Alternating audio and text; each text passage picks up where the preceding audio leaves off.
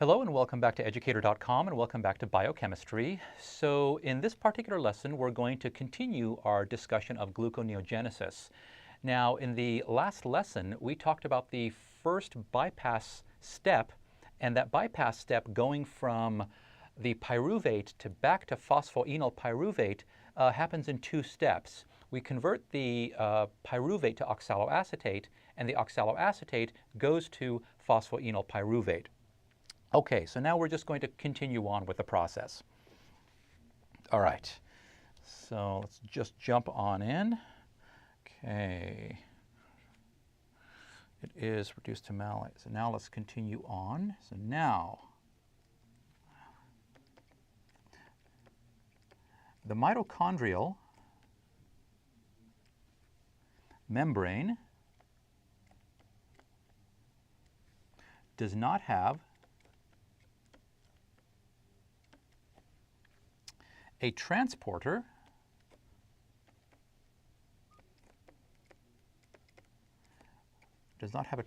for the oxaloacetate that we formed. So you remember the first thing we did, where we left off, was we actually formed oxaloacetate. That was that mechanism that involved the biotin coenzyme. Okay, for oxaloacetate. So the oxaloacetate is actually reduced to malate, and malate is sent back out into the cytosol. So it is reduced to malate,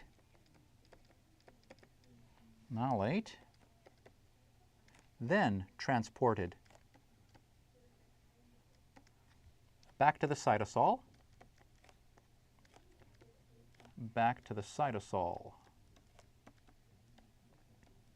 where it is reoxidized to oxaloacetate. Reoxidized to oxaloacetate. All these molecules floating around. Reoxidized to oxaloacetate. Okay. So this is what actually takes place. So we have the oxaloacetate. Let me go ahead and do this in blue. So we have oxaloacetate plus the NADH plus H plus. It goes to L-malate plus NAD plus. And then the reverse reaction takes place once it actually is sent back out into the cytosol. You have NAD plus our malate going back to oxaloacetate. And NADH plus H plus is regenerated. So this part takes place, this first one takes place in the mitochondrion, and then this one takes place outside the mitochondrion once the malate is sent back into the cytosol. Okay, so here is the second reaction. So let me go back to black here. So reaction number two. So we have our oxaloacetate molecule, CCCC. Excuse me. I have that, and I have a carboxyl over here. So this is where we're going to use the guanosine triphosphate instead of the adenosine triphosphate. And what ends up happening is, one of the things that leaves is, of course, the GDP. And the other thing is now the CO2, this right here, is lost.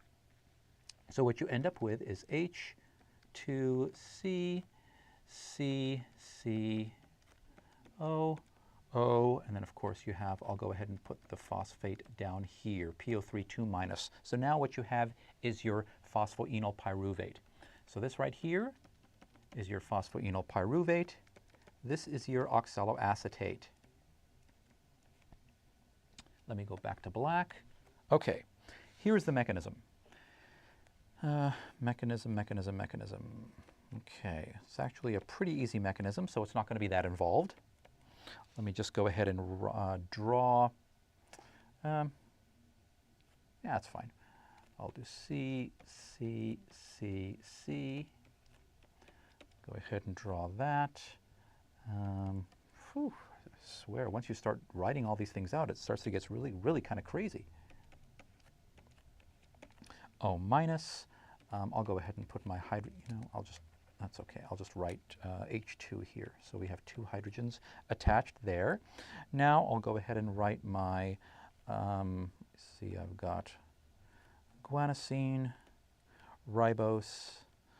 I've got O, P, O, P, O, P, O, here, here, and I've got that. So this is our guanosine triphosphate. So here is what happens. Let me go ahead and do this in red. We said carbon dioxide really likes to form. And if there is something nearby that will allow it to form, it will do so. These electrons go here to reform that. These electrons come back up here to actually reform the double bond. These electrons come over here on a nucleophilic attack. They push these electrons onto that, and what you're left with is the phosphorylated oxaloacetate that has lost its carboxyl, which is phosphoenol pyruvate, the formation of a double bond. So what you're left with is the following. You're left with H2, C, double bond, C, C, O minus, O, PO3, 2 minus. This is what came from the GTP. That's it. So the overall reaction here, we started off with our pyruvate. We added ATP. We added GTP. We added bicarbonate, HCO3, HCO3 is -1, not -2. Carbonate is -2. We formed PEP. We released ADP. We released GDP. We also released the PI. Remember? We invested the energy of ATP. We lost the ADP and the PI in the first reaction. It was the energy that we used. And we also lost a CO2. Now, the delta G for this reaction, standard delta G, is 0.9 kilojoules per mole. We said that this is a highly exergonic reaction. That's not highly exergonic. Under physiological conditions, it's highly exergonic. So, delta G under physio conditions is equal to negative 25 kilojoules per mole. That's huge. I mean, it's not massive, but it's big. Certainly enough to make it, irreversible, virtually irreversible. Now, this PEP, phosphoenol pyruvate, is used in many other reactions. It's a molecule that the body uses for lots of other things. So as it's formed, it's actually, it's used in other reactions,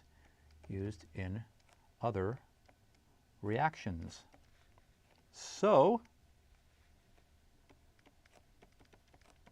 as it is formed,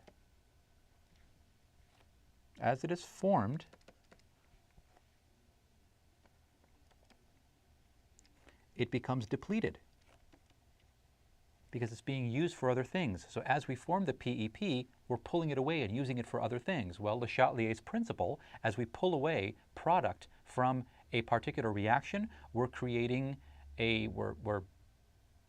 we're messing with the equilibrium. And what that's going to do, it's going to pull the reaction forward. That's what makes this reaction so highly exergonic under physiological conditions, because this product, PEP, is being used for other things. So it's pulling the reaction forward under Le Chatelier's principle. So as it is formed, it becomes depleted, thus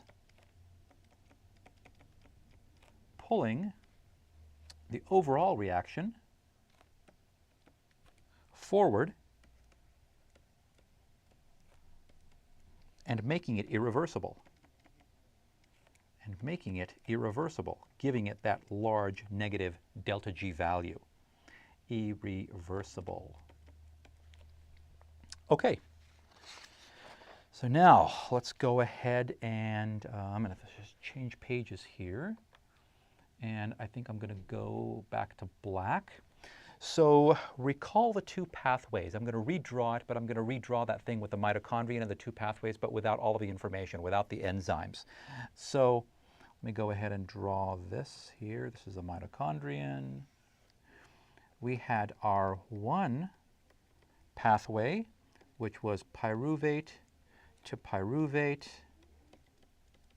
oxaloacetate, oxaloacetate to malate, malate out to malate, malate back to oxaloacetate, and oxaloacetate to phosphoenolpyruvate. Now the other pathway we had was the following. So we had the pyruvate here, but it actually came from lactate. And then of course we had pyruvate to pyruvate, and in the mitochondrion we had the oxaloacetate, and the oxaloacetate directly to phosphoenolpyruvate, and then of course that is shipped out into the cytosol to do whatever it does. Okay, here's the important step. The oxaloacetate to the malate, let me do this in red.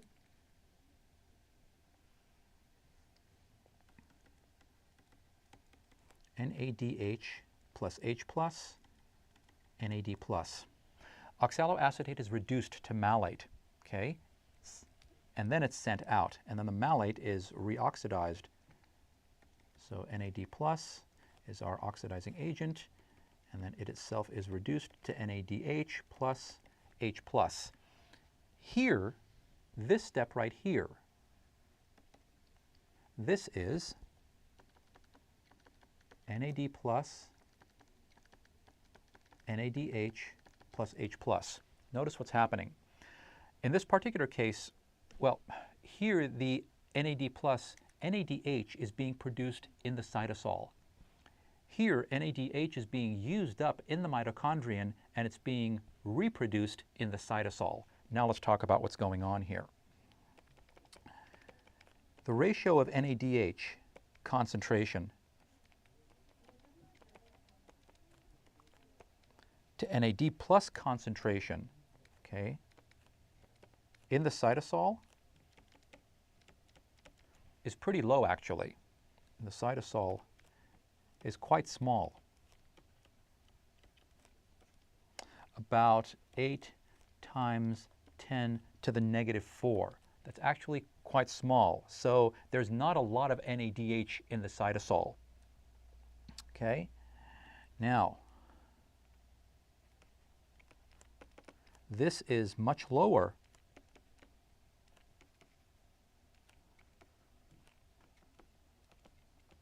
than the NADH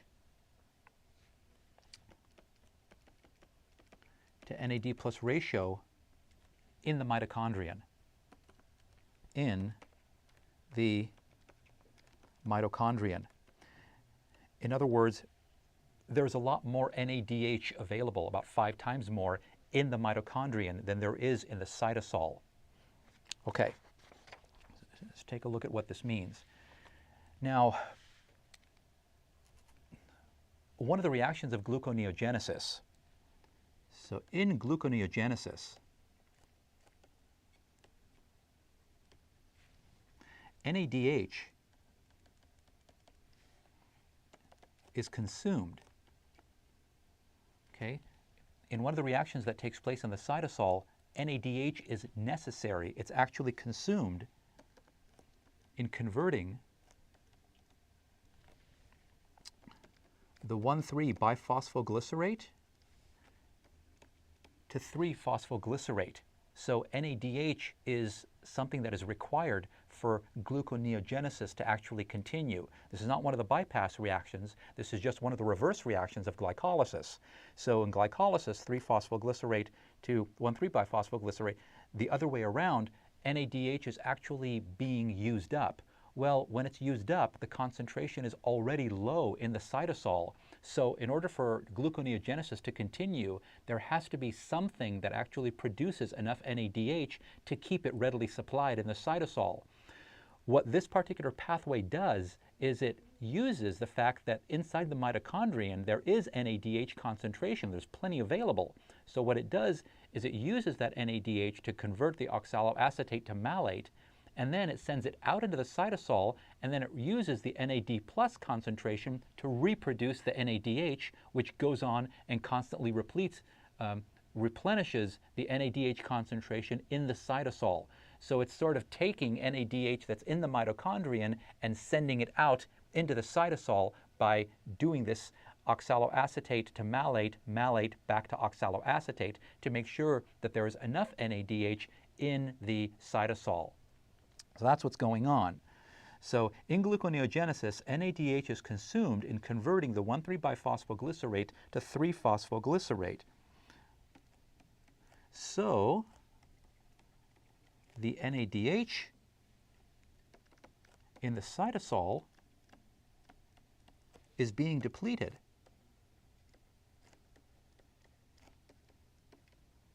Well, it has to be replenished. Now, by using NADH to reduce the oxaloacetate to malate,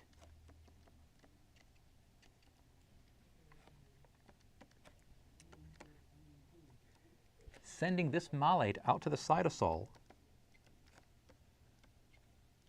sending this malate out to the cytosol, then reforming NADH, then reforming NADH in the cytosol itself. Cytosol, upon reoxidation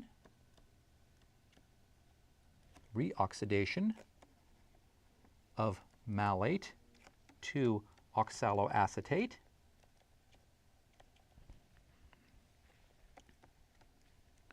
we replenish the NADH concentration.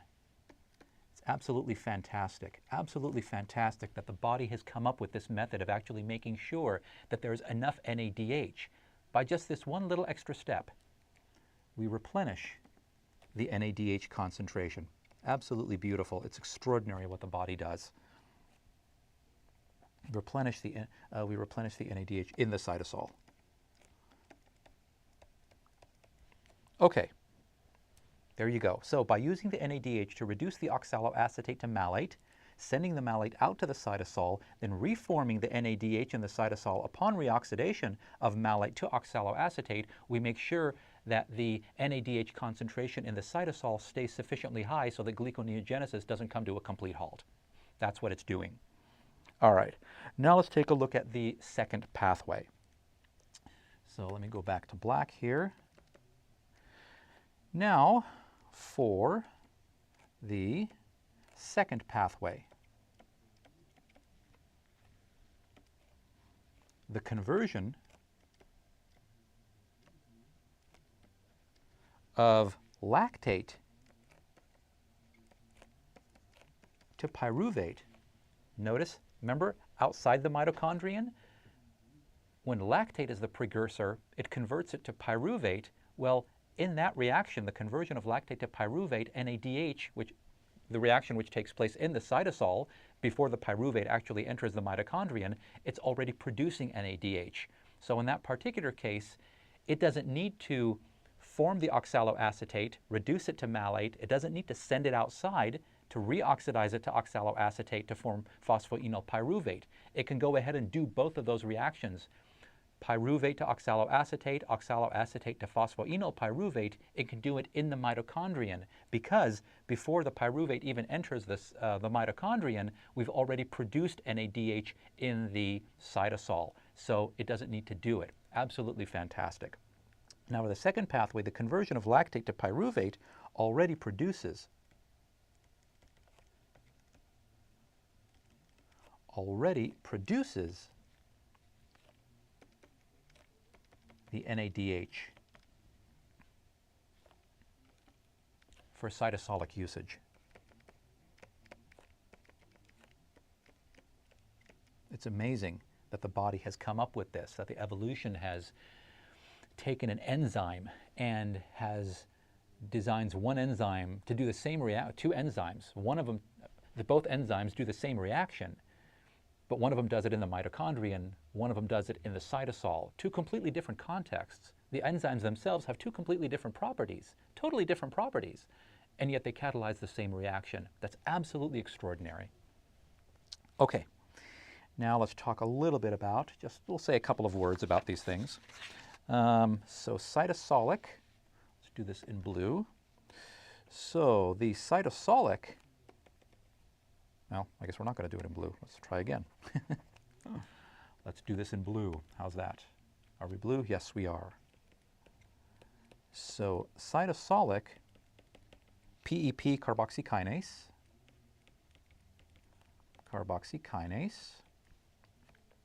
and of course the other enzyme is the mitochondrial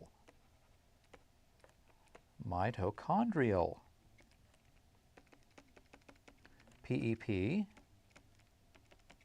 carboxykinase. Okay, these are called isozymes.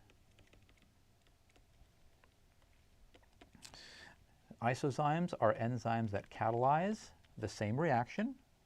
We've seen them before. Catalyze the same reaction, but in different contexts. In different contexts. And with different properties. That's what's amazing. And with different properties. Okay, and the final word on these. Let me see. Hey, I'm not getting my red. There we go. Isozymes are encoded by different genes, of course. Because the amino acid sequence is actually different. That's what's amazing. It's not the same enzyme that just looks a little different or does something. It's an entirely different, not an entirely different, but it's a different amino acid sequence. So obviously it's going to be encoded by different genes. Okay. Now, let's talk about, say, our final words about gluconeogenesis. We'll talk about our second bypass and our third bypass reaction. Not a big deal for these. So, our second bypass reaction, that one is going to be, I'm not going to say too much about it, that's going to be fructose 1,6-biphosphate plus H2O. These are going to be just simple hydrolysis reactions. Let me go ahead and write them out actually. I'm not going to draw out any structures, not a big deal. So we have fructose 1,6-biphosphate plus H2O going to fructose 6-phosphate. And the delta G on this reaction is going to be minus 16.3 kilojoules per mole. And the third bypass reaction, in other words, the third reaction that is unique to gluconeogenesis, not just a reverse of the glycolytic, is we have glucose 6-phosphate, again, just another hydrolysis reaction, H2O going to glucose plus inorganic phosphate, and then the delta G on this reaction is equal to minus 13.8 kilojoules per mole. And again, this one is going to be catalyzed by fructose 1,6 biphosphatase,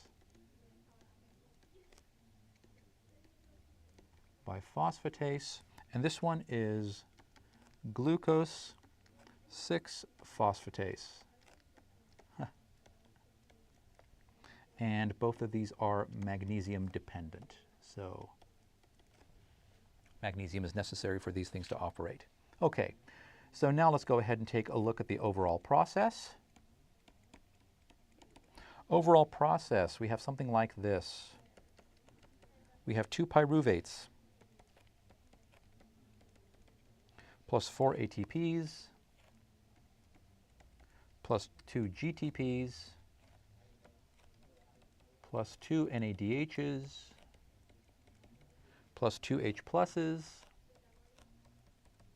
plus 4 H2Os.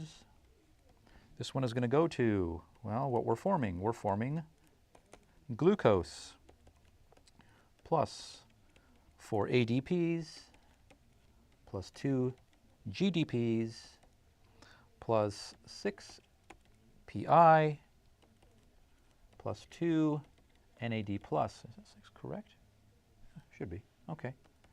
So delta G, overall delta G, equals negative 16 kilojoules per mole. So gluconeogenesis is a reasonably exergonic reaction under physiological conditions. It is essentially irreversible, just like glycolysis is.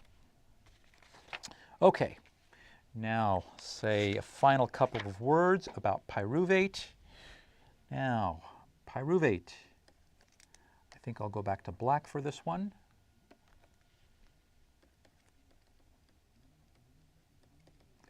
Pyruvate, lactate are not the only feeder pathways for gluconeogenesis. Are not the only feeder pathways for gluconeogenesis. Okay? Those 2 pathways that I showed you, those are the primary pathways. Those are the things, it's other molecules can come into those, but it's going to pass through one of those. Okay. Now, the 4, 5, and 6 carbon intermediates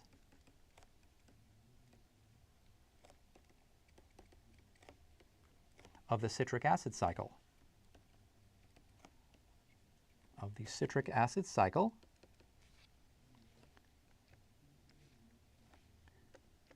Can become oxidized to oxaloacetate. Oxidized to oxaloacetate. And of course, the oxaloacetate can go on to become the phosphoenolpyruvate on to gluconeogenesis. So any of the intermediates, any of the 4, the 5, the 6 carbon intermediates of the citric acid cycle can become oxaloacetate. And you'll see how when we actually end up discussing the citric acid cycle next unit. Oxidized to oxaloacetate. Okay. Which becomes PEP.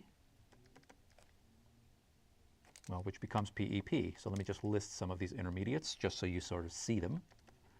And we'll see these again, so don't worry about them. You don't necessarily have to know them now. You're going to learn them eventually. You have to. These are the intermediates of the citric acid cycle. Citrate, isocitrate, alpha-ketoglutarate, and I'm listing them in order of how they appear in the citric acid cycle. Alpha-ketoglutarate, succinyl-CoA,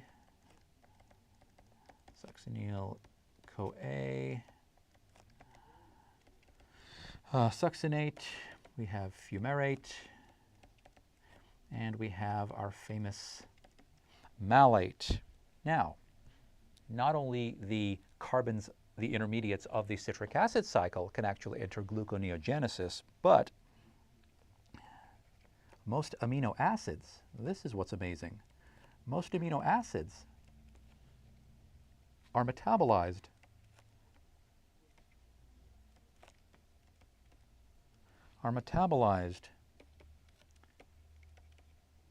to either pyruvate directly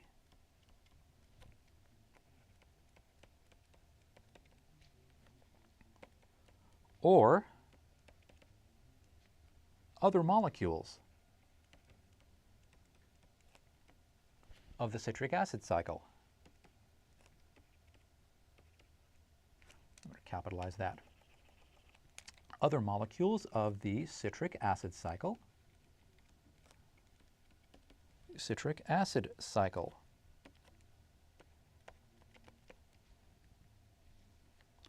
Which then enter the gluconeogenic pathway. Which then enter the gluconeogenic pathway. So not gluconeogenetic, gluconeogenic pathway. Okay, these amino acids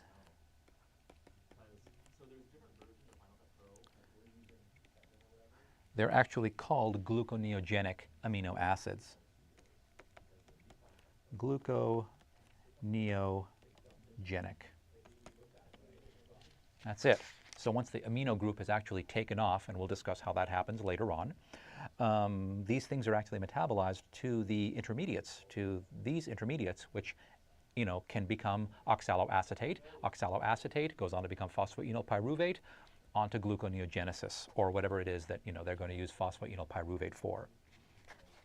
Okay, and one final thing, which we'll actually probably discuss a little bit. I haven't really decided yet whether we're going to discuss regulation altogether too much, but I will mention it. Glycolysis. Glycolysis, the breakdown of glucose, and gluconeogenesis are reciprocally regulated.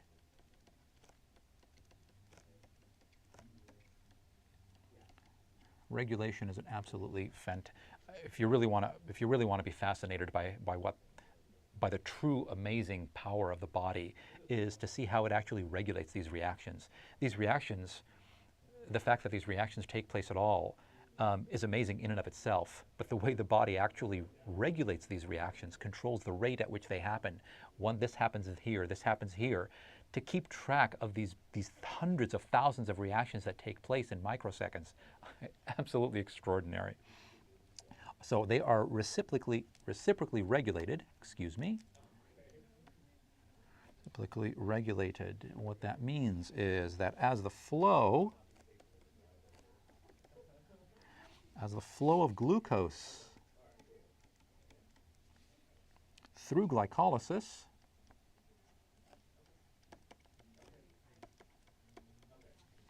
increases,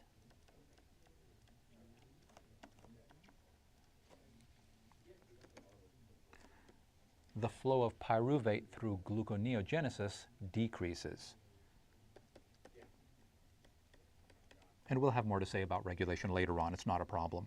It's better to discuss it in a specific context. The flow of pyruvate through gluconeogenesis through gluconeo decreases. So what's important at this point is just that you realize that they are reciprocally regulated. As one increases, the other actually decreases. If they just happened at the same rate, actually the only thing that would end up happening is you end up just producing heat. Okay, that takes care of gluconeogenesis. Thank you so much for joining us here at educator.com. We'll see you next time. Bye-bye.